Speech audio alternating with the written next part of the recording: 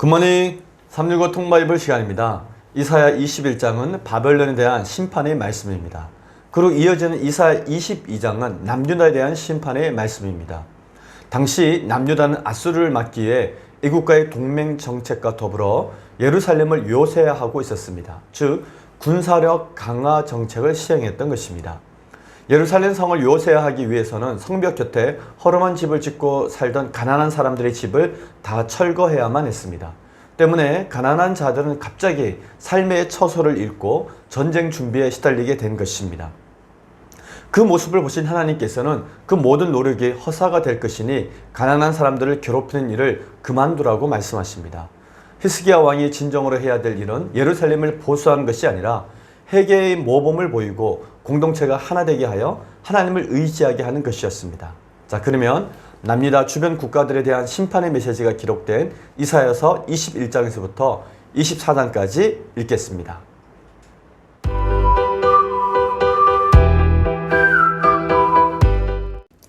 제182일 이사야 21장. 해변 광야에 관한 경고라. 적병이 광야에서 두려운 땅에서 내게 회오리 바람같이 몰려왔도다.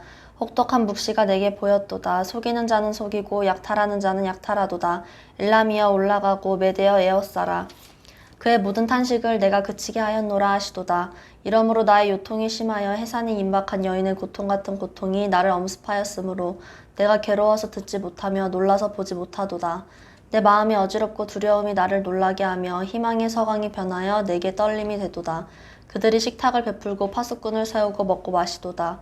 너희 고관들아 일어나 방패에 기름을 바를지어다. 주께서 내게 이르시되 가서 파수꾼을 세우고 그가 보는 것을 보고하게 하되 마병대가 쌍쌍이 오는 것과 나귀떼와 낙타떼를 보거든 귀 기울여 자세히 들으라 하셨더니 파수꾼이 사자같이 부르짖기를 주여 내가 낮에 늘 망대에 서 있었고 밤이 새도록 파수하는 곳에 있었더니 보소서 마병대가 쌍쌍이 오나이다 하니 그가 대답하여 이르시되 함락되었도다 함락되었도다. 바벨론이여 그들이 조각한 신상들이 다 부서져 땅에 떨어졌도다 하시도다. 내가 짓밟은 너여 내가 타작한 너여 내가 이스라엘의 하나님 만군의 여호와께 들은 대로 너희에게 전하였노라. 두마에 관한 경고라. 사람이 세일에서 나를 부르되 파수꾼이여 밤이 어떻게 되었느냐 파수꾼이여 밤이 어떻게 되었느냐. 파수꾼이 이르되 아침이 오나니 밤도 오리라. 내가 물으려거든 물으라. 너희는 돌아올지니라 하더라. 아라비아에 관한 경고라. 드단 대상들이여 너희가 아라비아 수풀에서 유숙하리라. 대마 땅의 주민들아 물을 가져다가 목마른 자에게 주고 떡을 가지고 도피하는 자를 영접하라. 그들이 칼날을 피하여 뺀 칼과 당긴 활과 전쟁의 어려움에서 도망하였음이니라. 주께서 이같이 내게 이르시되 품꾼의 정한 기한같이 1년 내에 게달의 영광이 다 쇠멸하리니 게달 자손 중 활 가진 용사의 남은 수가 적으리라 하시니라. 이스라엘의 하나님 여호와의 말씀이니라. 이사야 22장. 환상의 골짜기에 관한 경고라. 내가 지붕에 올라감은 어찌함인고 소란하며 떠들던 성 즐거워하던 고을이여 너의 죽임을 당한 자들은 칼에 죽은 것도 아니요 전쟁에 사망한 것도 아니라 너의 관원들도 다 함께 도망하였다가 화를 벌이고 결박을 당하였고 너의 멀리 도망한 자들도 발견되어 다 함께 결박을 당하였도다. 그러므로 내가 말하노니 돌이켜 나를 보지 말지어다. 나는 슬피 통곡하겠노라. 내 딸 백성이 패망하였으므로 말미암아 나를 위로하려고 힘쓰지 말지니라. 환상의 골짜기에 주 만군의 여호와께로부터 이르는 소란과 발핌과 혼란의 날이여 성벽의 무너뜨림과 산악에 사무쳐 부르짖는 소리로다. 엘람 사람은 화살통을 메었고 병거 자와 마병이 함께하였고 기르 사람은 방패를 드러냈으니 병거는 내 아름다운 골짜기에 가득하였고 마병은 성문에 정렬되었도다. 그가 유다에게 덮였던 것을 벗김에 그날에야 내가 숲을 곳간에 병기를 바라보았고 너희가 다윗성에 무너진 곳이 많은 것도 보며 너희가 아랫목에 물도 모으며 또 예루살렘의 가옥을 개수하며 그 가옥을 헐어 성벽을 견고하게도 하며 너희가 또 옛 못의 물을 위하여 두 성벽 사이에 저수지를 만들었느니라. 그러나 너희가 이를 행하신 이를 앙망하지 아니하였고 이 일을 옛적부터 경영하신 이를 공경하지 아니하였느니라. 그날에 주 만군의 여호와께서 명령하사 통곡하며 애곡하며 머리털을 뜯으며 굵은 배를 따라 하셨거늘 너희가 기뻐하며 즐거워하여 소를 죽이고 양을 잡아 고기를 먹고 포도주를 마시면서 내일 죽으리니 먹고 마시자 하는도다. 만군의 여호와께서 친히 내 귀에 들려 이르시되 진실로 이 죄악은 너희가 죽기까지 용서하지 못하리라 하셨느니라. 주 만군의 여호와의 말씀이니라. 주 만군의 여호와께서 이르시되 너는 가서 그 국고를 맡고 왕국 맡은 자 셈나를 보고 이르기를 내가 여기와 무슨 관계가 있느냐 여기에 누가 있기에 여기서 너를 위하여 묘시를 팠느냐 높은 곳에 자기를 위하여 묘시를 팠고 반석에 자기를 위하여 처소를 쪼아내었도다. 나 여호와가 너를 단단히 결박하고 장사같이 세게 던지되 반드시 너를 모질게 감싸서 공같이 광 막힌 곳에 던질 것이라. 주인의 집에 수치를 끼치는 너여 내가 그곳에서 죽겠고 내 영광의 수레도 거기에 있느니라. 내가 너를 내 관직에서 쫓아내며 내 지위에서 낮추리니 그날에 내가 hil기야의 아들 내 종 엘리야김을 불러 내 옷을 그에게 입히며 내 띠를 그에게 띠워 힘있게 하고 내 정권을 그의 손에 맡기리니 그가 예루살렘 주민과 유다의 집의 아버지가 될 것이며 내가 또 다윗의 집의 열쇠를 그의 어깨에 두리니 그가 열면 닫을 자가 없겠고 닫으면 열 자가 없으리라. 못이 단단한 곳에 박힘같이 그를 견고하게 하리니 그가 그의 아버지 집의 영광의 보좌가 될 것이요 그의 아버지 집의 모든 영광이 그 위에 걸리리니 그 후손과 족속되는 각 작은 그릇 곧 종지로부터 모든 항아리까지니라. 만군의 여호와께서 이르시되 그날에는 단단한 곳에 박혔던 못이 사그리니 그 못이 부러져 떨어짐으로 그 위에 걸린 물건이 부서지리라 하셨다 하라. 나 여호와의 말이니라. 이사야 23장. 두로에 관한 경고라. 다시스의 베드라 너희는 슬피 부르짖을지어다. 두로가 황무하여 집이 없고 들어갈 곳도 없으며 이 소식이 기띔 땅에서부터 그들에게 전파되었음이라. 바다에 왕래하는 시돈 상인들로 말미암아 부여하게 된 너희 해변 주민들아 잠잠하라. 사흘의 곡식 곧 나일의 추수를 큰 물로 수송하여 드렸으니 열국의 시장이 되었도다. 시돈이여 너는 부끄러워할지어다. 대저바다 곧 바다의 요새가 말하기를 나는 상고를 겪지 못하였으며 출산하지 못하였으며 청년들을 양육하지도 못하였으며 처녀들을 생육하지도 못하였다 하였음이라. 그 소식이 애굽에 이르면 그들의 두로의 소식으로 말미암아 고통받으리로다. 너희는 다시스로 건너갈지어다. 해변 주민아 너희는 슬피 부르짖을지어다. 이것이 옛날에 건설된 너희 희락의 성 곧 그 백성이 자기 발로 먼 지방까지 가서 머물던 성읍이냐. 면류관을 씌우던 자요 그 상인들은 고관들이요 그 무역상들은 세상의 존귀한 자들이었던 두로에 대하여 누가 이 일을 정하였느냐. 만군의 여호와께서 그것을 정하신 것이라. 모든 누리던 영화를 욕되게 하시며 세상의 모든 교만하던 자가 멸시를 받게 하려 하심이라. 딸 다시스여 나일같이 너희 땅에 넘칠지어다. 너희를 속박함이 다시는 없으리라. 여호와께서 바다 위에 그의 손을 펴사 열방을 흔드시며 여호와께서 가나안에 대하여 명령을 내려 그 견고한 성들을 무너뜨리게 하시고 이르시되 너 학대받은 처녀 딸 시도나 내게 다시는 희락이 없으리니 일어나 기띔으로 건너가라. 거기에서도 내가 평안을 얻지 못하리라 하셨느니라. 갈대할 사람의 땅을 보라. 그 백성이 없어졌나니 곧 아수르 사람이 그곳을 들짐승이 사는 곳이 되게 하였으되 그들이 망대를 세우고 궁전을 헐어 황무하게 하였느니라. 다시스의 베드라 너희는 슬피 부르짖으라.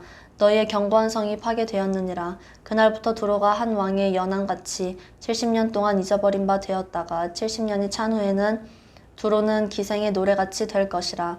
잊어버린 바 되었던 너 음녀여 수금을 가지고 성읍에 두루다니며 기묘한 곡조로 많은 노래를 불러서 너를 다시 기억하게 하라 하였느니라. 70년이 찬 후에 여호와께서 두로를 돌보시리니 그가 다시 값을 받고 지면에 있는 열방과 음란을 행할 것이며 그 무역한 것과 이익을 거룩히 여호와께 돌리고 간직하거나 쌓아두지 아니하리니 그 무역한 것이 여호와 앞에 사는 자가 배불리 먹을 양식 잘 입을 옷감이 되리라. 이사야 24장.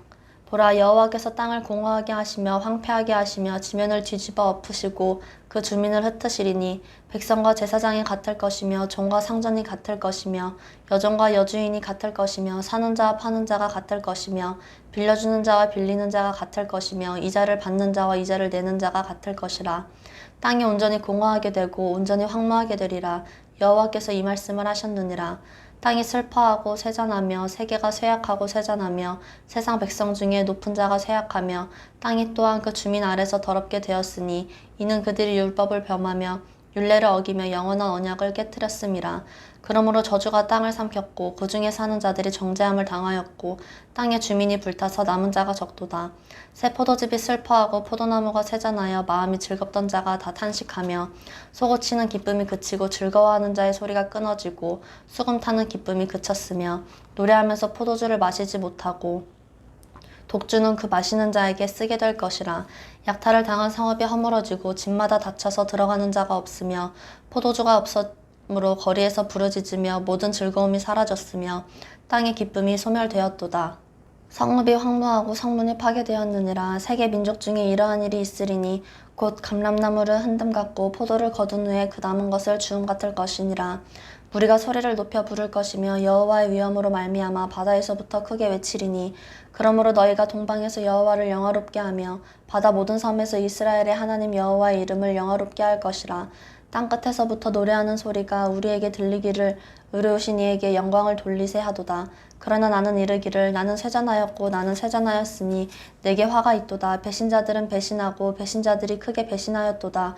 땅의 주민아 두려움과 함정과 올무가 내게 이르렀나니 두려운 소리로 말미암아 도망하는 자는 함정에 빠지겠고 함정 속에서 올라오는 자는 올무에 걸리리니 이는 위에 있는 문이 열리고 땅의 기초가 진동함이라.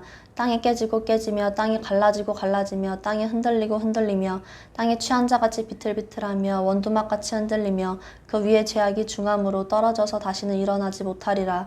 그날에 여호와께서 높은 데에서 높은 군대를 벌하시며 땅에서 땅의 왕들을 벌하시리니 그들이 죄수가 깊은 옥에 모임같이 모이게 되고 옥에 갇혔다가 여러 날 후에 형벌을 받을 것이라.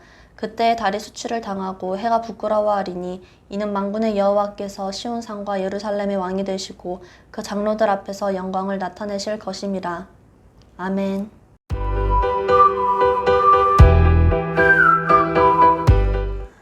오늘 읽은 본문의 말씀을 세 가지 포인트로 정리해 보겠습니다. 첫 번째 포인트. 이사야 선지자를 통해 바벨론을 비롯한 남유다 주변 국가들의 심판이 계속해서 선포됩니다. 바벨론 멸망의 예언이 이사야 13장에 이어서 또다시 선포됩니다. 성경에서 바벨론 제국을 지칭하는 지명들이 있습니다. 바벨론, 갈대아, 시날, 해변 광야, 그리고 무라다임의 땅 등입니다.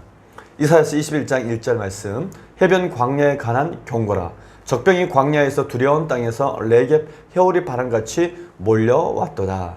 여기서 해변 광야는 바벨론을 의미합니다. 그 당시 바벨론에 대한 멸망 예언이 선포된 것은 상상할 수도 없는 일이었습니다. 그런데 한 번도 아니고 두 번씩이나 바벨론의 멸망을 선포했다고 하는 것은 사람들은 믿기 힘들겠지만 반드시 하나님의 심판이 바벨론에 임한다는 것을 의미하는 것이었습니다. 하나님께서 이사야 선지자를 통해 바벨론 제국의 멸망을 두 번이나 예언하게 하신 또 다른 이유는 세계 경영을 하시는 하나님께서 바벨론 제국을 남유다를 치는 막대기로 사용하셔서 남유다를 모든 민족을 위한 제사장 나라로 사용하시겠다는 뜻이었습니다. 그리고 바벨론은 스스로 교만해지지 말고 그저 하나님께서 사용하시는 막대기에 지나지 않는 사실을 깨닫고 겸손해지기를 바라시는 하나님의 마음도 담겨 있었던 것입니다. 하나님께서는 바벨론의 멸망에 대해 보다 구체적인 계획을 말씀하십니다. 즉 엘람과 메대에 의해 멸망하게 될 것이라고 말씀하십니다. 근데 중요한 것은 이후에 실제로 바벨론 제국은 BC 539년에 페르시아 제국의 고레스 황제에 의해서 멸망하게 됩니다. 메대와 함께 연합하여 바벨론을 무너뜨린 엘람은 그 후에 도리어 페르시아의 지배를 받게 됩니다. 엘람의 수도 수산이 이후 페르시아의 4개의 수도 가운데 하나인 수산성이 됩니다. 성경에는 수산성이 나오게 됩니다. 그리고 수산성은 에스더의 배경이 됩니다. 두 번째 포인트. 한상의 골짜기에 대한 하나님의 경고는 예루살렘이 군국주의화되는 것에 대한 하나님의 엄격한 경고였습니다.